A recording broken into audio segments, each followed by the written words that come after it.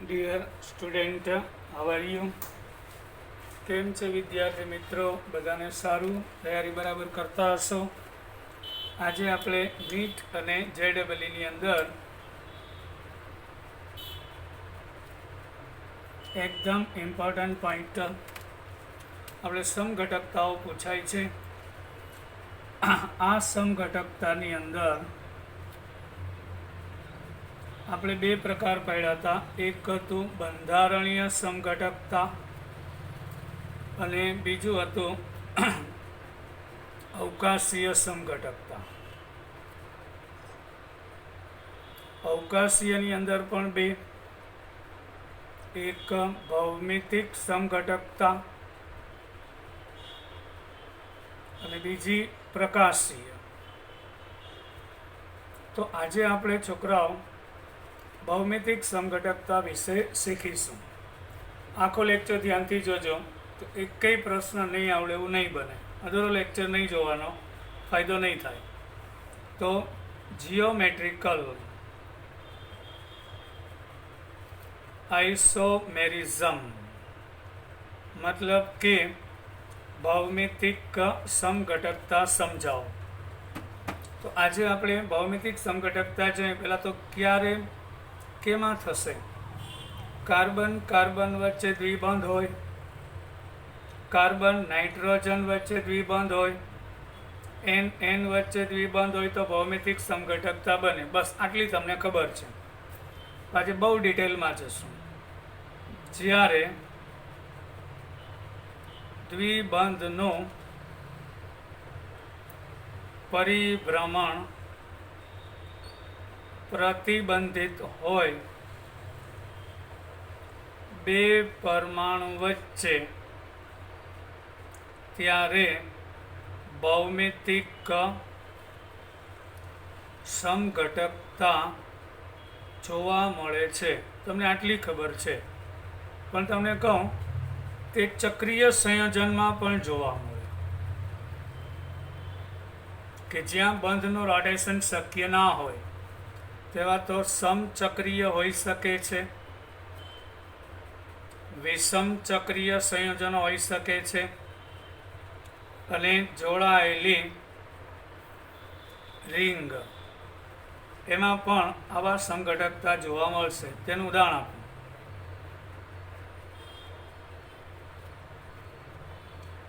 અહીંયા આ કાર્બન ઉપર આ CH3 અને H છે,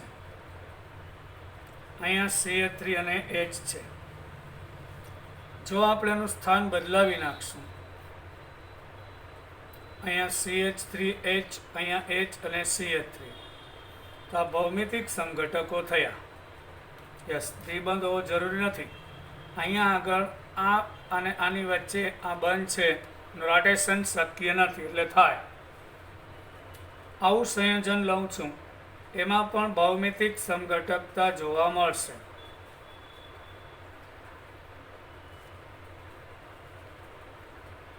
દ્વિબંધની આસપાસ. હવે આપણને વિચાર આવે સમચક્રીય એટલે રિંગમાં બધા કાર્બન જ હોય. સમચક્રીય કાર્બન સિવાયનો કોઈ પરમાણુ હોય તો વિષમચક્રીય. ફ્યુઝડ બે વલય જોડાયેલા હોય તો જોડાયેલી રિંગની અંદર પણ આવી સમઘટકતાની આપણે ચર્ચા કરીશું. હવે પ્રશ્ન થાય, શું આલ્કાઇનમાં ભૌમિતિક સમઘટકતા શક્ય છે? નહીં, આલ્કાઇનમાં શક્ય નથી. આ કાર્બનનું સંકરણ sp થાય છે અને આનો આકાર છે એ રેખીય છે, પહેલો પ્રોબ્લેમ. અને એ પાઇબંધ છે એ બે છે. આનો નળાકાર આકાર હોય છે, સિલિન્ડ્રિકલ નળાકાર આકાર જોવા મળે. એટલે આલ્કાઇનની અંદર ક્યારેય આવી સમઘટકતા જોવા મળતી નથી. એટલે આપણે જે સંયોજન કીધા, દ્વિબંધ કાર્બન કાર્બન વચ્ચે, કાર્બન નાઇટ્રોજન વચ્ચે, એન વચ્ચે, સમચક્રીય વિષમચક્રીય જોડાયેલી રિંગ, આ બધા વિશે આપણે સ્ટેપ બાય સ્ટેપ મુદ્દાસર આપણે ચર્ચા કરવા આગળ વધીએ. હવે સૌ પ્રથમ આ શીખતા પહેલાં એક બેઝિક બધા બાબતની અંદર એની જરૂર પડશે.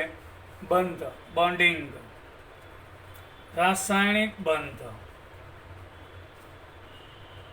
આપણે આલ્કીનમાં રાસાયણિક બંધની ચર્ચા કરવા જઈએ છીએ. તો સૌથી પહેલાં તો આલ્કીનમાં રહેલો કાર્બન પરમાણુનો પરમાણુ ક્રમાંક 6 છે. એટલે એની ભૂમિ અવસ્થાની ઇલેક્ટ્રોન રચના લઈએ 2s2 2px1 2py1. એટલે એની બહારની કક્ષામાં કુલ 4 ઇલેક્ટ્રોન આવેલા છે એ ફાઇનલ, અને 2pz ખાલી છે. તો અત્યારે 2s માં 2 છે. અહીંયા હું દોરું છું 2s માં 2. પછી 2p 3 છે. અહીં ઉપર કેમ લખ્યું? થોડીક ઉર્જા વધારે છે. આ 2px 2py અને 2pz આ બેમાં એક એક ઇલેક્ટ્રોન છે. હવે આ કાર્બનની ઉત્તેજિત અવસ્થામાં એક ઇલેક્ટ્રોન 2s માંથી કૂદીને 2p માં જશે.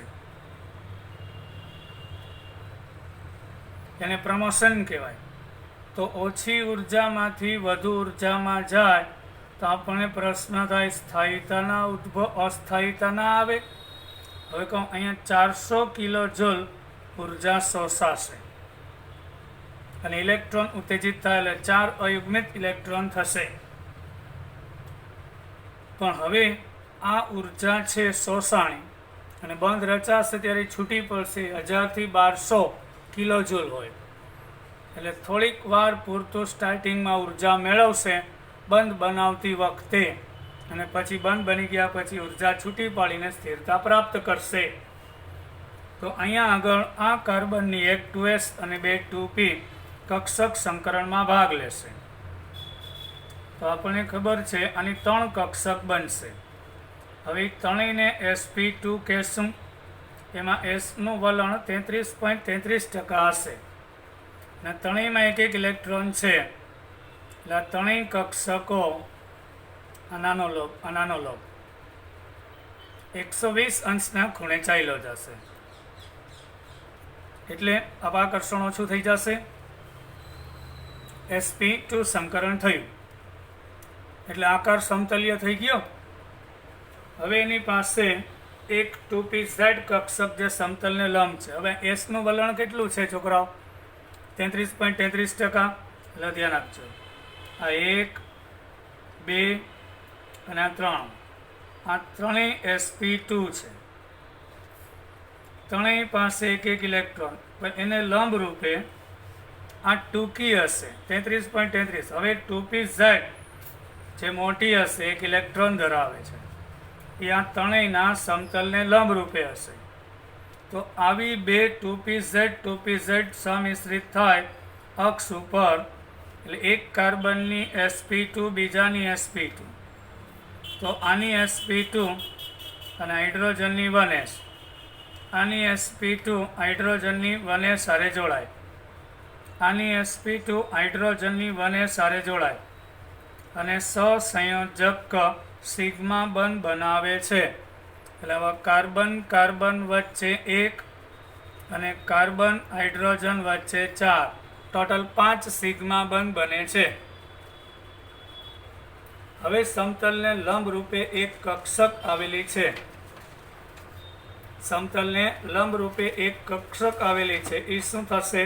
જોડાશે, સમિશ્રણ પામશે.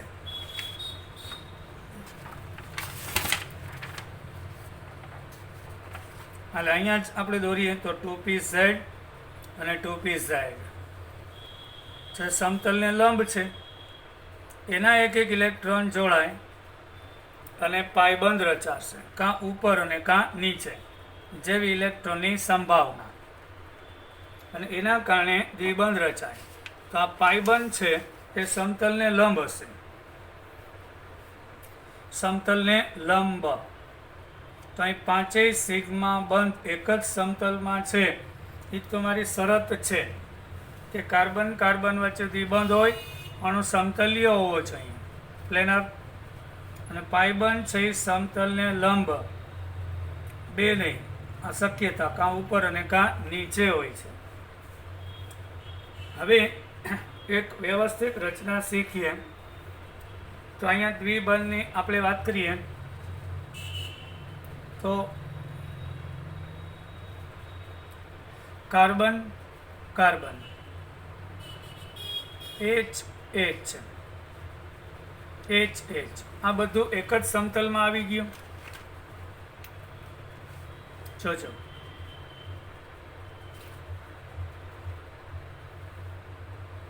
અહીં એક સમતલ બનાવું છું.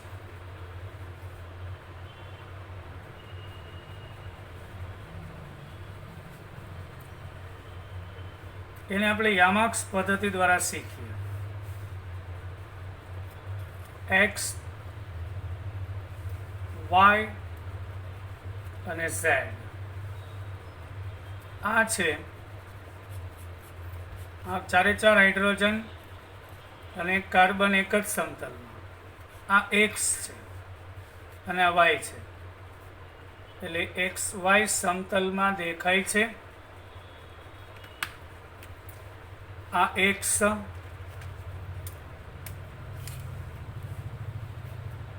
અને આ વાય. હવે જે પાયબંધ રચાય છે એ સમતલને લંબ રૂપે છે ઉપર, તો એના ઉપર આપણે એક પ્લેન દોરીએ. એના માટે તો એક્સ વાય એક્સ ઝેડ દેખાય છે ઝેડ અક્ષ ઉપર, એક્સ ઝેડ સમતલમાં છે. એક્સ ઝેડ આવું દેખાશે.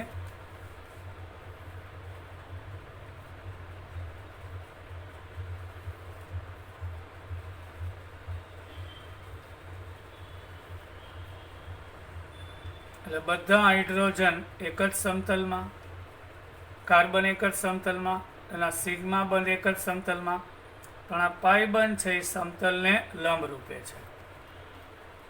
આ રીતે જોવા મળશે. હવે તમે વિચારો એનું પરિભ્રમણ શક્ય છે. કાર્બન કાર્બન વચ્ચે એકલ બંધ હોય તો આપણે ભણી ગયા એનું રોટેશન થાય. આને તમે ખૂણા ઉપર ફેરવી શકો છો. એના આપણે ઇક્લિપ્સ અને સ્ટેગર્ડ બે સ્વરૂપ મળે છે. પહેલા કાર્બન ઉપર જેવી એરેન્જમેન્ટ છે એવી જ બીજા ઉપર હોય તો આ કયું છે? ઇક્લિપ્સ્ડ છે. હવે પહેલા કાર્બન ઉપર જેવી ગોઠવણી છે એના કરતાં બીજા ઉપર વિરુદ્ધ છે તો આ સ્ટેગર્ડ. તો અહીં બંધનું ખંડન થયા વગર એક સ્વરૂપમાંથી બીજા સ્વરૂપમાં રૂપાંતર થાય એટલે અહીં રોટેશન પ્રતિબંધિત નથી, મુક્ત પરિભ્રમણ કહેવાય. અને આ ભાગને મુક્ત પરિભ્રમણ થઈ શકે. હવે તમને બોલપેન દ્વારા જ સમજાવી દઉં કે એનું મુક્ત પરિભ્રમણ શક્ય છે.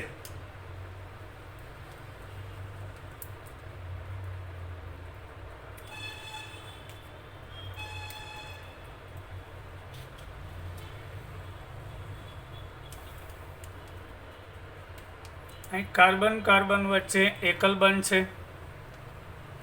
હવે પહેલા કાર્બન ઉપર જેવી ગોઠવણી છે એવી જ બીજા ઉપર. અહીં બંધનું ખંડન થયા વગર અહીં મુક્ત પરિભ્રમણ થઈ શકે છે. થયું? હવે કાર્બન કાર્બન વચ્ચે દ્વિબંધ હોય એટલે બંધ બધા જ સમતલીય હશે.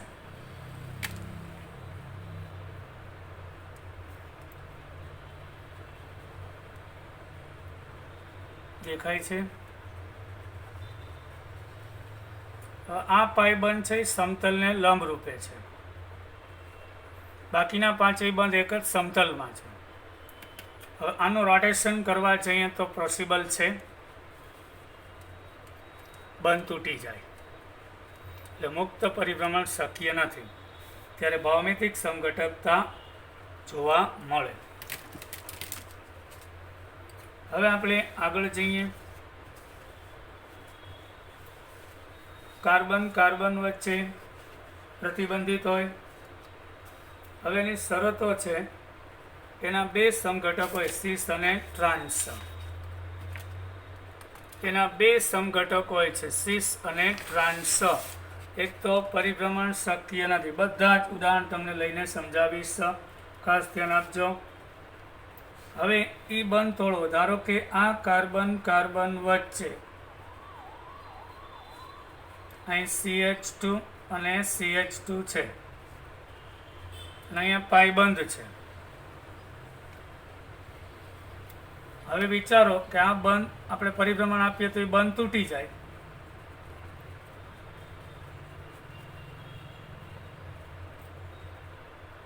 આ બેના તલ બદલાઈ જશે, આનું અને આનું ઓવરલેપિંગ ના થાય. એક આમ અને આમ હોય તો પાઈ બંધ બને, પણ એક આમ ને એક આમ આવી જાય તો પાઈ બંધ બનશે નહીં. તો આ માટે 250 કિલોજૂલ ઉર્જા ખર્ચાય પ્રતિ મોલ. તો એને મૂળ અવસ્થામાં લાવી શકાય અને પાછો બંધ રચાઈ જાય છે. હવે બીજી શરત એ છે, એટલે કાર્બન કાર્બન વચ્ચે દ્વિબંધ હોવો જોઈએ, પછી અણુ સમતલ્ય હોવો જોઈએ. ચલો એ પણ થઈ ગયો. અને દ્વિબંધવાળા કાર્બન પર બંને સમૂહ જુદા હોવા જોઈએ.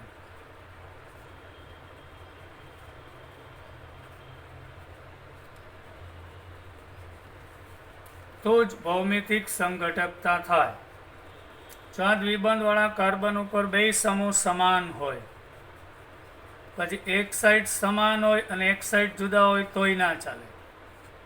એક જ કાર્બન ઉપર દ્વિબંધવાળા કાર્બન ઉપર બે સમૂહ જુદા હોવા જોઈએ, એની શરત છે. તો આવા બે સમઘટક રચાય છે, સિસ અને ટ્રાન્સ. તો આપણે બ્યુટોઇન લઈએ. બ્યુટોઇનનું ઉદાહરણ લઈએ સામાન્ય. અહીં CH3 CH CH અને CH3 છે. આ કાર્બન કાર્બન વચ્ચે દ્વિબંધ, અહીંયા HH CH3 CH3, એટલે આ કાર્બન ઉપર બે અલગ સમૂહ છે, આની ઉપર બે અલગ સમૂહ. અહીંયા ભલે સામસામે સમાન હોય, હવે આ સમાન સમૂહ એક બાજુ હોય એટલે સિસ સમઘટક કહેવાય. માટે એને સિસ કહેવામાં આવે છે. અને જો બે જુદા જુદા સમૂહ સમાન સમૂહ સામસામે ચાલ્યા જાય, અહીં CH3 સામસામે, HH સામસામે, તો એ ટ્રાન્સ સમઘટક કહેવાય છે અને સિસ કહેવામાં આવે છે. તો આ ભૌમિતિક સમઘટકો આપશે. હવે આપણે સિન્નામિક એસિડનું ઉદાહરણ લઈએ. Cinnamic acid C6H5CH double bond CH NCHO. આ છે સિન્નામાલ્ડિહાઇડ. અહીં COOH મૂકો તો સિનેમિક એસિડ થઈ જાય. અહીં કાર્બન કાર્બન વચ્ચે દ્વિબંધ છે, C6H5H CHO અને H. આ કાર્બન ઉપર HCHO, બે H સમાન એક જ બાજુ એટલે સિસ થઈ જાય. હવે અહીં C6H5, અહીંયા H, અહીંયા H અને અહીંયા CHO આવી જાય. હવે આ CHO ને અહીં લઈ આવવો હોય તો એ બંધના ખંડન સિવાય શક્ય નથી, એટલે ઉર્જા આપવી પડશે. બંધ તૂટ્યા પછી જ ફેરવાઈ જાય ને પાછો બંધ ત્યાં પાઈ બંધ રચાય રોટેશન આપ્યા પછી. જેમ કે આ બંધ અહીંયા હતો, બંધ તૂટ્યો, આમ આવી ગયો, પાછું ઉર્જા આપીને, એટલે પહેલાં અહીંયા હતો, આ ઢાંકણાવાળો ભાગ જોજો, આ બે પાઈ બંધ અહીંયા હતા, બંધ તૂટ્યો. હવે એને રોટેશન આપું, બંધ તૂટ્યો એટલે આ દિશામાં આવી ગયો. હવે પાછું એને ઉર્જા આપું તો આ બેને ઢાંકણા વિરુદ્ધ દિશામાં આવી ગયા, એટલે સ્થાન બદલાઈ જશે અને ટ્રાન્સ સમઘટકમાં ફેરવાઈ જશે. એટલે આ ભૌમિતિક સમઘટકતા આપે છે. હજી એક ખાસ યાદ રાખજો, જો કોઈ એક જ તત્વના બે સમસ્થાનિકો હોય તો પણ ભૌમિતિક સમઘટકતા રચે છે. હા, H અને D બે અહીંયા અલગ અલગ સમૂહ ગણાય છે. અહીંયા બે હાઇડ્રોજન હોય તો ના ચાલે, એક હાઇડ્રોજન એક ડ્યુટેરિયમ, તો ભૌમિતિક સમઘટકતા થશે. તો આનો પણ સિસ ટ્રાન્સ સમઘટકતા જોવા મળશે. હવે આપણે આગળ વાત કરીએ છોકરાઓ. આ થઈ શીર્ષાંશ સમઘટકતાના કેટલાક અન્ય ઉદાહરણ લઈએ. તો એક મસ્ત ઉદાહરણ સમજાયું શરૂઆતમાં, પણ પાછું એકવાર લઈ લઈએ. આ સાયક્લોપ્રોપેન છે. અહીંયા આગળ CH3 અને અહીંયા H છે. અહીંયા આગળ CH3 ને અહીંયા જ છે. આ બે કાર્બનને ધ્યાનમાં લો તો એની વચ્ચે રોટેશન શક્ય છે નહીં. આ ભાગ છે એને પ્રતિબંધિત બનાવશે, નહીં થવા દે. એટલે આમાં પણ દ્વિબંધ ભલે નથી, પણ ભૌમિતિક સમઘટકતા થશે અને આ શીર્ષ સમઘટક થશે. આ કાર્બનને પકડો, આ બાજુ મિથાઇલ, આ બાજુ મિથાઇલ, નીચે HH છે, એને હું ફેરવું તો શું શક્ય છે? નહીં. આ બંધ તોડવા પડે. ચલો, આ તોડવો પડે પછી જ શક્ય બને. બંધ તૂટે ને પછી પરિભ્રમણ થાય એટલે ભૌમિતિક સમઘટક આપે. તો અહીંયા આગળ H છે, અહીંયા CH3. હવે અહીંયા H અને અહીંયા CH3 આવી જાય તો એનો ટ્રાન્સ સમઘટક કહેવાય. જાણવા મળ્યું ને? આખો વિડીયો જોજો, બહુ જ મજા આવશે. એ જ રીતે સાયક્લોહેક્સેન લઈએ. એની અંદર બે બ્રામીન મૂકી દો. 1 2 ડાયબ્રોમો સાયક્લોહેક્સેન છે. એમાં હું ઘાટો લીટો કરું છું, એનો મતલબ કે સમતલની આગળ છે. આ ડોટેડ લાઈન કરું છું એટલે કાગળની પાછળ છે.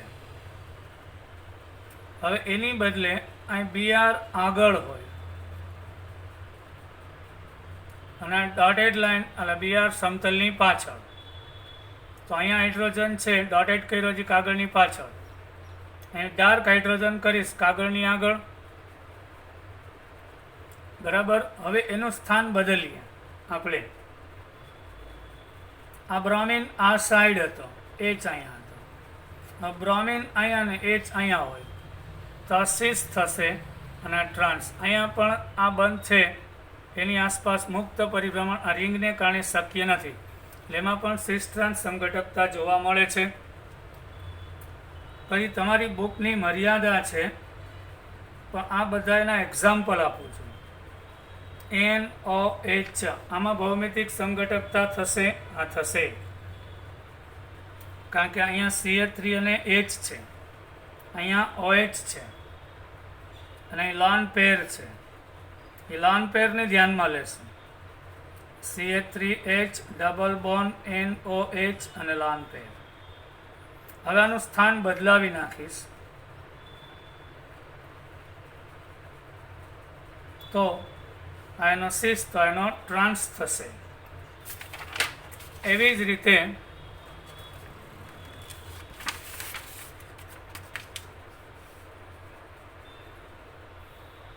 આપણે બેન્ઝીન રિંગ લઈએ. ફિનાઇલ CH3 ડબલ બોન્ડ NOH તો એમાં થશે. H અને CH3 નું સ્થાન બદલાવતા અહીંયા C6H5 એટલે ફિનાઇલ, અહીં મિથાઇલ. તો આ બેનું સ્થાન ક્યારે ફરે? આ બંધ તૂટે તો જ. અહીંયા ભલે ને એક જ સમૂહ છે, તો અહીંયા તો બે છે ને, તો અહીંથી અહીં સ્થાન બદલાય તો આ શીર્ષ હોય તો આ ટ્રાન્સ થશે, ભૌમિતિક સમઘટકતા થાય. હવે આપણી બુક મુજબ 1,2 ડાયક્લોરો ઇથિન રિંગ. અહીં બે ક્લોરીન એક જ સાઈડ આવ્યા એટલે આ શીર્ષ થશે. અહીંયા આગળ HH સામ સામે અને CL સામ સામે તો એ ટ્રાન્સ થશે. પછી બ્યુટઇન અહીંયા CH3 એક જ દિશામાં છે એટલે એ શીર્ષ થશે. CH3 સામ સામે, HH સામ સામે તો એ ટ્રાન્સ થશે. સર ઓલા બીજા ઉદાહરણ તો આપો, હમણાં આપું છું, થોડી શાંતિ તો રાખો. હવે આપણે C double bond C, H અને C ડબલ OH છે. અહીં C6H5 અને H, અહીં બે સમાન સમૂહ એક જ બાજુએ દ્વિબંધની એટલે સીસ. અહીંયા એચ, અહીં COOH, H અને C6H5. આનું સ્થાન બદલ્યું, જોયું કે બંધ તૂટ્યો હોય પછીથી સ્થાન બદલી શકે એટલે એ ટ્રાન્સ થશે. પછી એક કહું COOH, H અને COOH અને અહીંયા HH. તો આ સિન્સ છે અને મેલિક એસિડ છે. હવે બંધનું ખંડન થયા પછી COOH અને Hનું સ્થાન બદલાઈ જાય, અહીંયા પણ બદલી શકે. તો આ ફ્યુમેરિક એસિડ છે. બેયનું અણુસૂત્ર સરખું છે પણ બંધારણ બદલી ગયો. આ સિસ છે તો આ ટ્રાન્સ છે. બેયના ભૌતિક ગુણધર્મ એની પણ આપણે ચર્ચા કરીશું. આનું ગલન બિંદુ 19.320°C છે. શું કામ આપણે હમણાંના ભૌતિક ગુણધર્મમાં જોશું. જ્યારે એનું મેલ્ટિંગ પોઈન્ટ છે 130° છે, 130°C છે. પછી આપણે વાત કરીએ, હજી ઉદાહરણ લઈએ આપણે. C+C, અહીંયા COOH, અહીંયા H, COOH અને CH3. C+C, અહીંયા COOH, H, અહીંયા CH3 અને COOH નું સ્થાન બદલાય છે. બરાબર. તો સિસ ટ્રાન્સ સંઘટકતા ઉદ્ભવે છે. આ સિસ થશે, આ ટ્રાન્સ થશે. સામસામેના ભાગમાં સમૂહ આવી જાય છે એટલે સિસ ટ્રાન્સ સંઘટકતા જોવા મળે છે. હવે આપણે વાત કરીએ એના ગલન બિંદુઓની. તો સૌથી પહેલા આપણે મેલ્ટિંગ પોઈન્ટ ટ્રાન્સના વધારે હોય છે હંમેશા સિસ કરતા.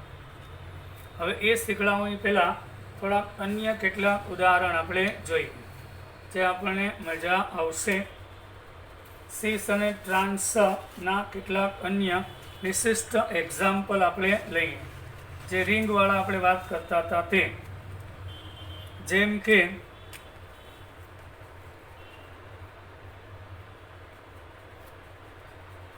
અહીંયા H અને H છે, અહીં CH3 છે, તો આ સિસ કહેવાય. હવે અહીંયા H અને અહીંયા મિથાઇલ, અહીંયા મિથાઇલ અને H, તો આ ટ્રાન્સ કહેવાય. અહીંયા ભલે એકલ બંધ છે પણ એકલ બંધનું રોટેશન શક્ય નથી એટલે ભૌમિતિક સમઘટકતા થશે. દ્વિબંધ ગોતવો દર વખતે જરૂરી નથી. હવે હજી એક ઉદાહરણ લઈએ. 1,2-ડાયક્લોરો સાયક્લોહેક્સેન. આ ઘાટો લીટો કરું છું એટલે સમતલની આગળ બતાવે છે. આછો લીટો કરું છું એટલે એ કાગળની પાછળ બતાવે છે, સમતલની પાછળનો ભાગ દર્શાવે છે. હવે આપણે આગળ વાત કરીએ.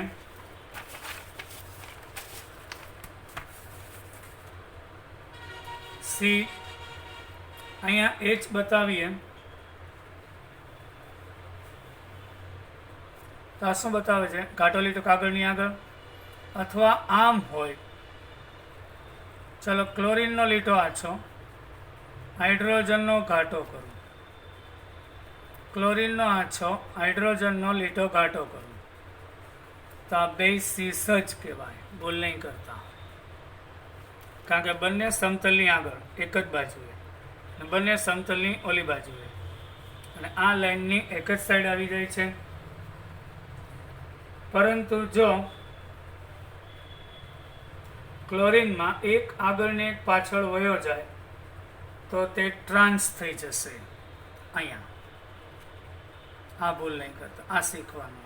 આ Cl, આ સમતલની પાછળ, આ ઘાટો લીટો Hનો, અહીંયા આછો લીટો Hનો, તો આ ટ્રાન્સ છે. આ કાગળની આગળ, આ કાગળની પાછળ. એ જ રીતે અહીંયા આપણે લઈએ, ચલો ક્લોરીન છે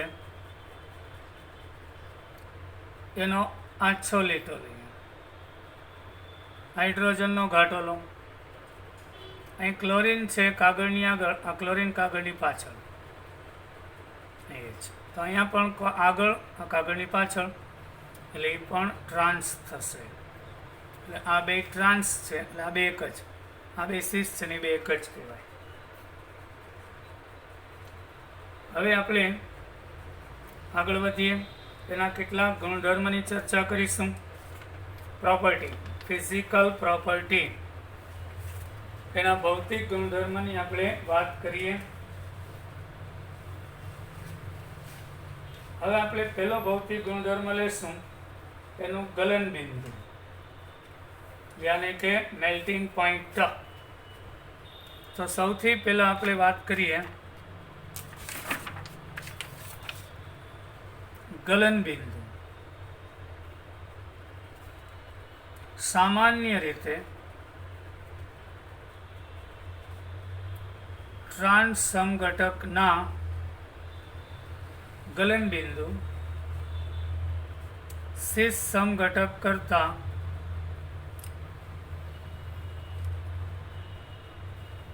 વધારે હોય છે. તો આપણે એક ફ્યુમેરિક એસિડ લઈએ, પછી એના કારણોની ચર્ચા કરીશું. આ ફ્યુમેરિક એસિડ છે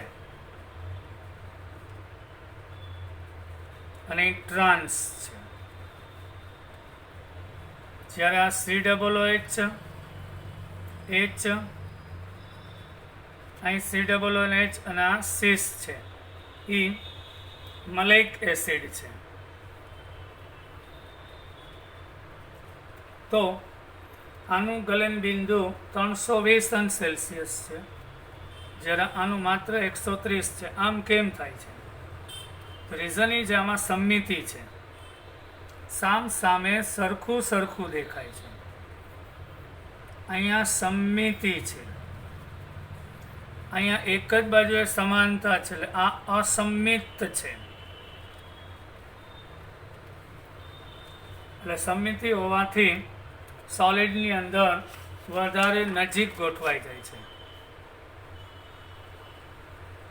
ગલનબિંદુ ઘનનું જોઈએ ને, ઘનમાં વધુ નજીક ગોઠવાય છે, જ્યારે અહીંયા ઘનમાં દૂર ગોઠવાય છે, કારણ કે સમમિતિ નથી. આ લિનિયર થશે, જો એક પ્રકારનું ક્રિયાશીલ સમૂહ એક જ લાઈનમાં લિનિયર હોય છે. અહીંયા લિનિયર નહીં, થોડા યુ શેપ્ડ વળેલો હોય છે, સમાન સમૂહ વળેલા હોય છે. અહીં લિનિયર પોઝિશનમાં હોય, એટલે અણુ એકબીજાની પાસે ગોઠવાઈ જાય છે. અહીંયા પાસે નહીં, દૂર દૂર ગોઠવાય છે. હવે એનું ઉત્કલન બિંદુ લઈએ, સિસ અને ટ્રાન્સનું ઉત્કલન બિંદુ લઈએ આપણે બોઇલિંગ પોઈન્ટ. તો ઉત્કલન બિંદુમાં ઊંધું થઈ જશે. સિસનું ઉત્કલન બિંદુ ટ્રાન્સ કરતા વધારે હોય છે. અહીં C++C, અહીં ક્લોરીન આપણે 1,2 ડાયક્લોરોઇથિન લઈએ, તો અહીંયા તમે ધ્રુવીયતા જુઓ, કાર્બનથી ક્લોરીન તરફ, અહીંયા કાર્બનથી ક્લોરીન, અને બેનો પરિણામી ધ્રુવીયતા આમ જોવા મળશે. તો આ સિસ છે, અહીં C++C છે, અહીં કાર્બનથી ક્લોરીન તરફ અને કાર્બનથી હાઇડ્રોજન, એટલે અહીંયા આ બે ધ્રુવીયતા જોઈએ ને C અને H કરતા, તો આ બે સમાન અને વિરુદ્ધ દિશામાં કટ થાય, તો આની ચાક માત્રા 0 થઈ જાય. આ ટ્રાન્સ છે, આની ચાક માત્રા 0 નથી, વધારે હોય છે. એટલે આની 1.85 D/K એનાથી પણ આસપાસ જોવા મળશે, જ્યારે 0 થઈ જાય છે. તો અહીંયા ધ્રુવીય આકર્ષણ રચાય. વાન્ડરવાલ્સ તો હોય જ, લંડન બળ પણ હોય, અહીંયા માત્ર વાંડરવાલ્સ આકર્ષણ હોય છે. એટલે ઉત્કલન બિંદુ એટલે પ્રવાહી સ્થિતિની વાત થઈ, એટલે સીસના ઉત્કલન બિંદુ ટ્રાન્સ કરતાં વધારે હશે. આનું ઉત્કલન બિંદુ 60 અંશ સેલ્સિયસ છે, તો આનું 48.3 અંશ સેલ્સિયસ જેટલું જોવા મળે છે, ઓછું છે. હવે આપણે વાત કરીએ દ્રાવ્યતા. ત્રીજો એક જે ગુણધર્મ પૂછાય છે દ્રાવ્યતા, તો સીસ વધુ દ્રાવ્ય અને ટ્રાન્સ ઓછા દ્રાવ્ય હોય છે. એનું કારણ સીસ સમઘટક હોય તેનો ડાયપોલ મોમેન્ટ 0 નથી અને દ્વિધ્રુવી ચાકમાત્રા વધારે છે. જ્યારે ટ્રાન્સ સમઘટક હોય તો એની દ્વિધ્રુવી ચાકમાત્રા 0 કે ઓછી હોય છે. એટલે એના કારણે દ્રાવ્યતા વધી જશે અને ધ્રુવીયતા વધુ. મેઇન રીઝન દ્વિધ્રુવી ચાકમાત્રા સીસની વધારે, દ્વિધ્રુવી ચાકમાત્રા ટ્રાન્સ કરતા, એટલે આની દ્રાવ્યતા વધારે હોય. આ ધ્રુવીયતા વધી જાય, દ્રાવક પ્રત્યે આકર્ષણ વધી જાય, એટલે પાણીમાં દ્રાવ્યતા વધારે હોય છે. હવે તમને કહું, કોઈ પણ એક સમઘટકને બીજામાં ફેરવી શકાય? હા. એક ઉદાહરણ આપણે આપીએ, પણ એમાં બંધ તૂટે યાદ રાખજો. હીટિંગ, ઉષ્માની અસર. અહીંયા CH3 છે, અહીંયા H છે, અહીંયા C2H5 અને આ H છે, તો આ સીસ છે. આને અંદાજે 128 અંશ તાપમાને ગરમ કરતા આનો બંધ તૂટી અને ફરી પાછો નવો બંધ રચાય, H અને ઇથાઇલ વિરુદ્ધ દિશામાં આવી જાય તો એ ટ્રાન્સ બની જાય છે. ઓર્ગેનિકની અંદર એની અગત્યતા આપણે જોઈએ શું છે. આપણે મલેઇક એસિડ લઈએ, COOH, H, COOH અને H. એને તમે 150 અંશ તાપમાને ગરમ કરશો તો આ સીસ સમઘટક છે, મલેઇક એસિડ. તો આમાં બે એક જ બાજુ છે, એટલે આ રીતે દોરું તો વધારે સમજાશે તમને. COOH, H અને H આ સીસ છે. અહીંથી OH અને અહીંથી H છે. પાણી દૂર થાય, નિર્જલીકરણ 150 ડિગ્રી, તો HC ડબલ બોન્ડ H છે. અહીં CO, અહીંયા એક વધ્યો તો એ મલેઇક એન હાઇડ્રાઇડ બનશે.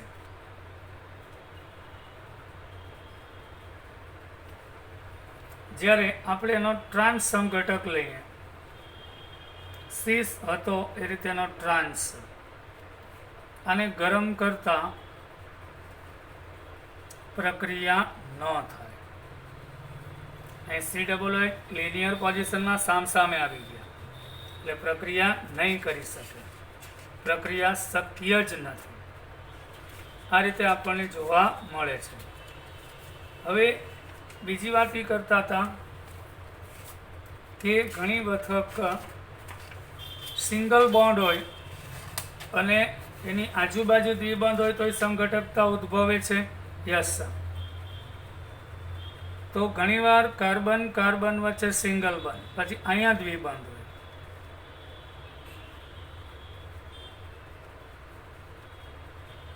તો આ સિંગલ બોન્ડેડ સીસ કહેવાય, એ સિંગલ બોન્ડેડ સીસ.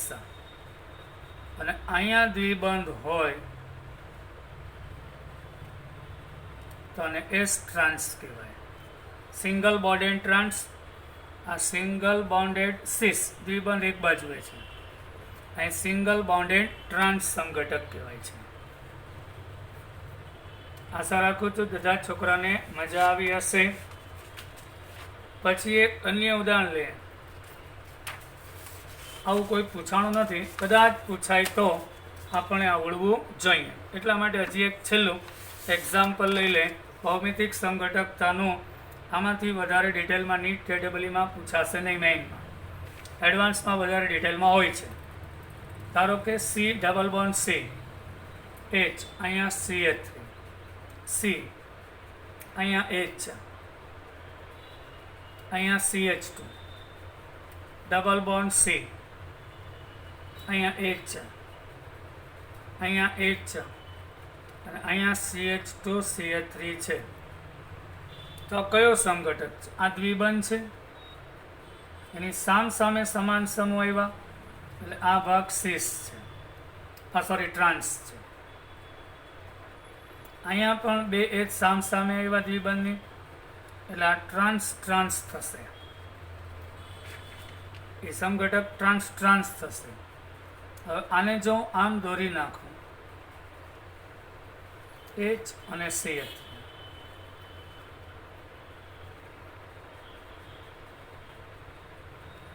તો વિચારો કયો થશે? અહીં બે એચ સમાન છે, અહીંથી સ્ટાર્ટ થાય લેફ્ટ ટુ રાઈટ, એટલે આ સિસ છે. તો અહીંયા સામે જ છે હજી, તો આ સિસ ટ્રાન્સ કહેવાય. હવે ધારો કે અહીંયા આગળ CH2 CH3 અને અહીંયા એચ છે, તો આ સિસ છે અને આ પણ સિસ છે, તો સિસ કહેવાય. એ જ રીતે અહીંયા CH3 H, અહીંયા H, CH2 C double bond C, અહીંયા H અને અહીંયા H છે, અહીંયા H છે અને અહીંયા CH2 CH3. તો અહીંયા બે H સામે છે દ્વિબંધની, એટલે આ ટ્રાન્સ છે, અને અહીંયા એક જ બાજુએ હાઇડ્રોજન છે એટલે સિસ છે, એટલે ટ્રાન્સિસ. આમથી જ નહીં, આમથી જ વાંચવાનું હોય. ટ્રાન્સ સિસ અને ટ્રાન્સિસ. એના માટે સૂત્રો છે કે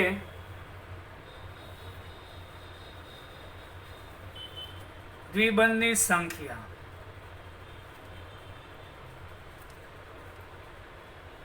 એક હોય તો એના સમઘટકો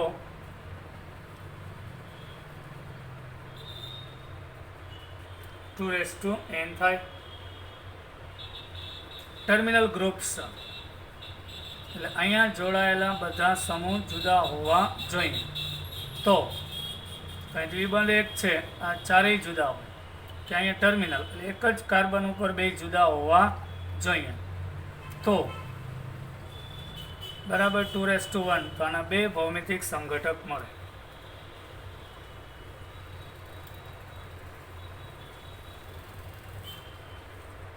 અને ટર્મિનલ ગ્રુપ્સ આર સેમ. આનાથી ડિટેલમાં પૂછાશે નહીં, પણ છતાંય આપણે વિગતવાર નેક્સ્ટ લેક્ચરમાં જોઈ લેશું. અને થોડાક સૂત્રો આપીશ તમને ભૌમિતિક સમઘટકતા માટેના, બરાબર. એ આપણે નેક્સ્ટ સમઘટકતાના લેક્ચરમાં બધું શીખવાડી દઈશ. આજે અહીં સુધી રાખીએ. જય હિન્દ, બાય. ભૌમિતિક સમઘટકતા પૂરી.